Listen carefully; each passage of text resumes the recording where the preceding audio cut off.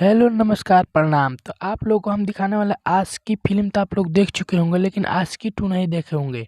तो आज हम लेके आए हैं आज की 2 फिल्म मूवी, जो इसमें खेसारीलाल यादव, डायरेक्टर पराग पाटिल है, जो प्रोडक्शन प्रदीप कुमार शर्मा है। तो प्रदीप के शर्मा जो इसमें खेसारीलाल का लुक है वो कुछ अलग हट के लुक है। इसमें बहुत ही खतरनाक खेसारीलाल का लुक है। और ये जो है खेसारीलाल का माँ है इसमें जो गाने का भी शूटिंग हुआ है सॉन्ग, इसमें सॉन्ग भी एकदम कमाल का सॉन्ग है। तो आप लोग जाइए और इंटरटेन रंगीला पे जा कर के सुनिए। इस आज की मूवी में जो कि म्यूजिक दिए हैं ओम झा, आर्या शर्मा, राइटर है प्रकाश त्रिपाठी।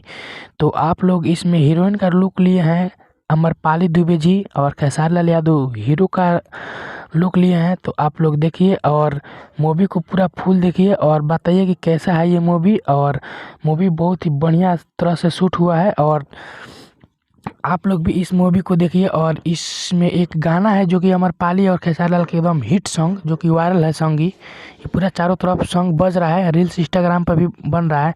तो इंटरटेन रंगीला पर आप लोग जाके देख लिए मूवी।